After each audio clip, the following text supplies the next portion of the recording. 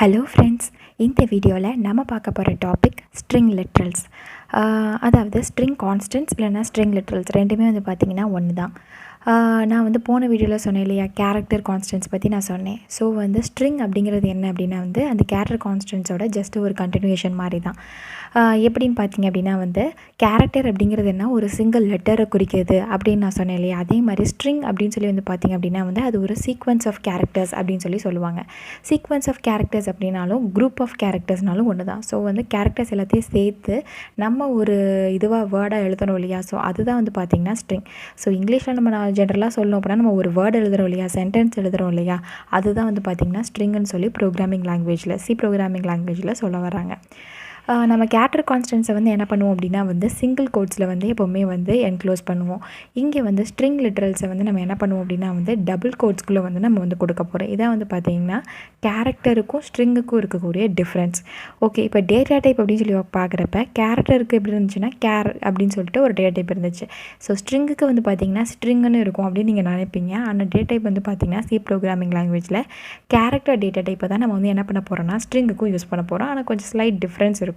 அது என்ன அப்படிங்கிறத நான் உங்களுக்கு கோட் பிளாக்ஸ் ஓப்பன் பண்ணி கோட் எழுதுகிறப்ப நான் உங்களுக்கு சொல்கிறேன் என்ன சின்டாக்ஸ் அப்படிங்கிறத. ஸோ இப்போ டேட்டா டைப் வந்து பார்த்திங்கன்னா கேரக்டர், அதே டேட்டா டைப் தான் நம்ம வந்து ஸ்ட்ரிங்குக்கும் வந்து யூஸ் பண்ண போகிறோம்.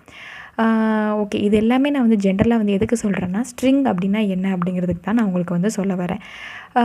இப்போ ஸ்ட்ரிங்குக்கு எக்ஸாம்பிளாக வந்து பார்த்திங்கன்னா நம்ம டபுள் கோட்ஸில் தான் மோஸ்ட்லி என்க்ளோஸ் பண்ணுவோம்னு சொன்னேன். ஸோ சீக்வன்ஸ் ஆஃப் கேரக்டர்ஸ் இருக்கணும். ஸோ டபிள்யூங்கிறது ஒரு கேரக்டர், ஓங்கிறது ஒரு கேரக்டர், ஆருங்கிறது ஒரு கேரக்டர், டிங்கிறது ஒரு கேரக்டர். இது எல்லாமே சீக்வன்ஸ் ஆஃப் கேரக்டர் சேர்ந்து தான் எனக்கு ஸ்ட்ரிங் வந்து ஃபார்ம் ஆயிருக்கு. அதை நம்ம என்ன பண்ணியிருக்கோம்னா டபுள் கோட்ஸ்குள்ளே கொடுத்துருக்கோம். ஸோ இது ஒரு எக்ஸாம்பிள். இன்னொரு எக்ஸாம்பிள் வந்து பார்த்திங்க அப்படின்னா வந்து ஹலோ அப்படின்னு சொல்லிட்டு ஒரு வேர்டு இருக்குது, வேர்ல்டு அப்படின்னு சொல்லிட்டு இன்னொரு வேர்டு இருக்குது. இது ரெண்டையுமே கனெக்ட் பண்ணுற மாதிரி நம்ம என்ன பண்ணிக்கோன்னா அண்டர்ஸ்கோர் ஒரு ஸ்பெஷல் கேரக்டர் சிம்பிள் வந்து நான் யூஸ் பண்ணியிருக்கேன். ஸோ இது எல்லாமே சேர்த்து வந்து பார்த்திங்கன்னா அது ஒரு சீக்வன்ஸ் ஆஃப் கேரக்டர்ஸ். ஸோ இதுவும் வந்து பார்த்திங்கன்னா ஸ்ட்ரிங்.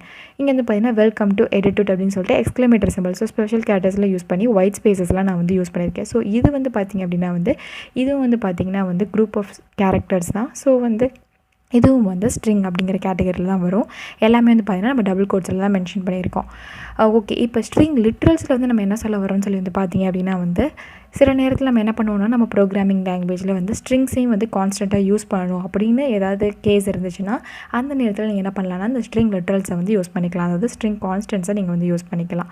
ஓகே, இப்போ நான் என்ன பண்ணுறேன்னா கோட் பிளாக்ஸ் ஐடியை ஓப்பன் பண்ணி உங்களுக்கு ஸ்ட்ரிங் கான்ஸ்டன்ட்டுக்கு ஒரு எக்ஸாம்பிள் நான் வந்து சொல்கிறேன். நீங்கள் நார்மலாக ஸ்ட்ரிங்கை யூஸ் பண்ணுறது பண்ணிக்கலாம், இல்லை கான்ஸ்ட் போட்டு நீங்கள் வந்து யூஸ் பண்ணிக்கலாம். இது வந்து டாபிக் வந்து ஸ்ட்ரிங் கான்ஸ்டன்ட்ஸ் இல்லை ஸ்ட்ரிங் லிட்ரல்ஸ் அப்படிங்கிறதுனால நான் கான்ஸ்டன்ட்ங்கிற கீவேர்டு யூஸ் பண்ணி பண்ணுறேன். இல்லை ஜென்ரலாக கூட நீங்கள் கான்ஸ்ட் இல்லாமல் டேரெக்டாக வந்து என்ன பண்ணிக்கலாம்னா வந்து ஸ்ட்ரிங்கை வந்து யூஸ் பண்ணிக்கலாம். நான் யூஸ்வலாக சொன்னேன் இல்லையா, ஸோ ஸ்ட்ரிங்னு ஒன்று எஸ்டிஆர் அப்படிங்கிற டேட்டா டைப் இருக்குமோ அப்படின்னு. ஸோ அப்படி கிடையாது. ப்ரோக்ராமிங் லாங்குவேஜில் வந்து பார்த்திங்கன்னா கேரக்டர் டேட்டா டைப் தான் நம்ம வந்து ஸ்ட்ரிங்குக்கும் யூஸ் பண்ண போகிறோம். ஸோ என்ன டிஃப்ரென்ஸ் அப்படிங்கிறத நான் வந்து உங்களுக்கு சொல்ல போகிறேன். ஸோ கான்ஸ்ட் அப்படிங்கிற அந்த இது நம்ம ஸ்ட்ரிங் கான்ஸ்டன்ட் அப்படிங்கிறதுனால நான் யூஸ் பண்ணியிருக்கேன். அடுத்து கேரக்டர் டேட்டா டைப் கொடுக்கணும். அடுத்து என்னென்னா ஒரு வேரியபிள் நேம் வந்து கொடுக்கணும். ஸோ வேரியபிள் நேம் வந்து என்னென்னா வந்து ஒரு ஸ்ட்ரிங் வந்து நான் வந்து கொடுக்குறேன். ஸோ ஸ்ட்ரிங் நேம் அது வந்து ஒரு நேமை வந்து ஹோல்ட் பண்ண போகுது. ஸோ அதனால் நான் வந்து என்ன பண்ண போகிறேன் அப்படின்னா ஸ்ட்ரிங் நேம்னு சொல்லிட்டு ஒரு வேரியபிள் நேம் வந்து கொடுத்துருக்கேன். இப்போ வந்து என்ன பண்ண போகிறேன்னா டபுள் கோட்ஸ்குள்ளே ஸ்ட்ரிங்கை வந்து கொடுக்க போகிறேன். டபுள் கோட்ஸில் நான் வந்து என்ன கொடுக்குறேன் அப்படின்னா வந்து ஒயிட் ஸ்பேசஸ்லாம் இருக்கிற மாதிரி கொடுக்கணும் அப்படிங்கிறதுனால வெல்கம் டு எடிட்டுட் அப்படிங்கிற நம்ம சேனல் நேமே வந்து நான் வந்து இங்கே வந்து கொடுக்குறேன். வெல்கம் டு எடிட்டுட் அப்படின்னு சொல்லி கொடுத்துட்டு எக்ஸ்க்ளமேட்டர் மார்க் ஸ்பெஷல் சிம்பிளும் நம்ம வந்து கொடுத்துக்கலாம். ஸோ கொடுத்துட்டு எப்போவுமே ஒரு ஸ்டேட்மெண்ட் டெர்மினேட் பண்ணுற மாதிரி செமிகோலன் வச்சு டெர்மினேட் பண்ணிட்டேன். ஓகே, இப்போ வந்து பார்த்திங்க அப்படின்னா வந்து இதுதான் வந்து ஒரு ஜென்ரலாக வந்து பார்த்திங்கன்னா நம்ம வந்து இப்படி கொடுப்போம். ஜென்ரலாக வந்து ஒரு கேரக்டரை வந்து நீங்கள் வந்து டிஃபைன் பண்ணுறீங்க அப்படின்னா கான்ஸ்ட் அப்படின்னு சொல்லி கொடுத்துட்டு கேரக்டர் கான்ஸ்ட்டாக இருந்துச்சுன்னா அந்த கான்ஸ்ட்ங்கிற கீவேர்டு கொடுப்பீங்க, இல்லை நான் கொடுக்க தேவையில்லை. அடுத்து என்ன பண்ணுங்கன்னா கேரக்டர் டேட்டா டைப் கொடுத்துட்டு இங்கே அந்த கேரக்டர் டேட்டா டைப் இருக்கு இல்லையா, ஸோ அந்த இதுக்கு தேவையான வேரியபிள் நேம் கொடுத்துட்டு ஈக்குவல் டு அது என்ன வேல்யூன்னு கொடுத்துருப்பீங்க.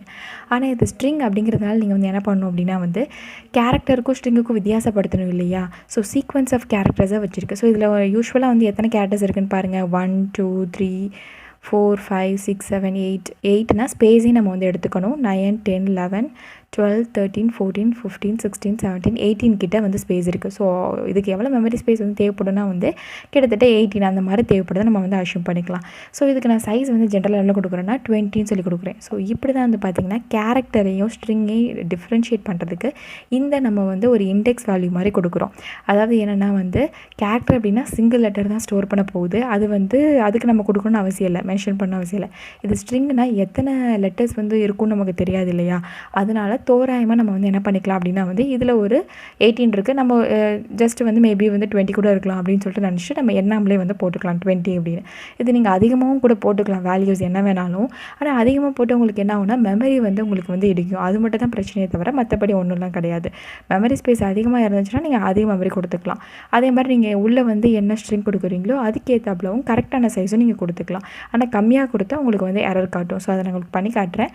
ஸோ கேரக்டரையும் ஸ்ட்ரிங்குக்கும் டிஃப்ரென்ஸ் பண்ணுறது வந்து பார்த்திங்கன்னா வந்து இந்த மாதிரி நம்ம என்ன பண்ணுவோம்னா நேமுக்கு அப்புறம் இதை வந்து கொடுப்போம். இந்த இண்டெக்ஸ் வேல்யூ மாதிரி கொடுத்து அது எவ்வளோ சைஸ் வந்து இந்த ஸ்ட்ரிங் வந்து லெட்டர்ஸ் வந்து இருக்குது அப்படிங்கிறத நம்ம மென்ஷன் பண்ணுறதுனால தான் கேரக்டருக்கும் ஸ்ட்ரிங்குக்கும் ஏற்படுற டிஃப்ரென்ஸே.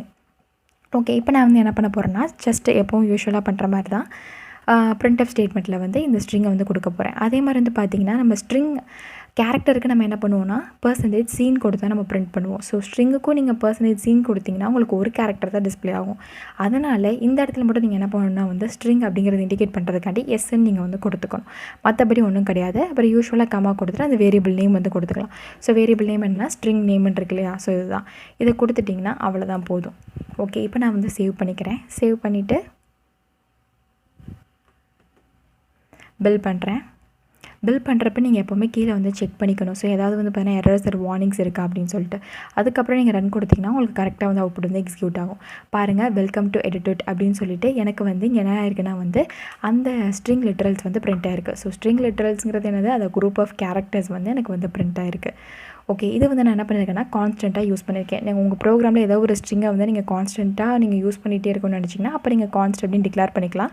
இல்லை இப்போ நான் கான்ஸ்ட்டை கூட எடுத்து விட்டுட்டு கூட நார்மலாக ஒரு ஸ்ட்ரிங் யூஸ் பண்ணுற மாதிரி நான் வந்து யூஸ் பண்ணிக்கலாம்.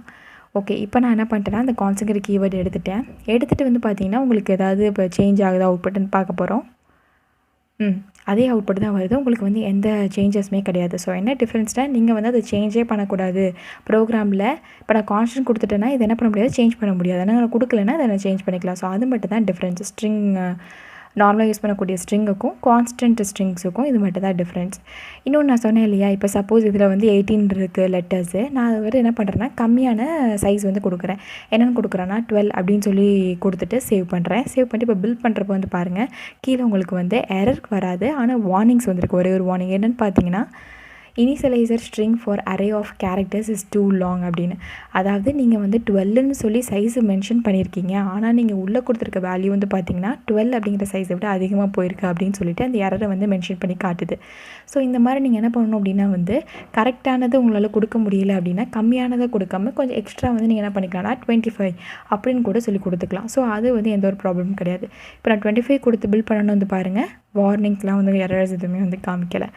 ஸோ அந்த மாதிரி நீங்கள் கொடுத்துக்கலாம். ஆனால் இந்த கேஸ் வந்து பார்த்தீங்கன்னா நீங்கள் லோயர் சைஸ் மட்டும் கொடுக்கக்கூடாது, அதிகமாக கொடுக்கணும். ஸோ இதை மட்டும் நீங்கள் வந்து நோட்டீஸ் பண்ணிக்கோங்க.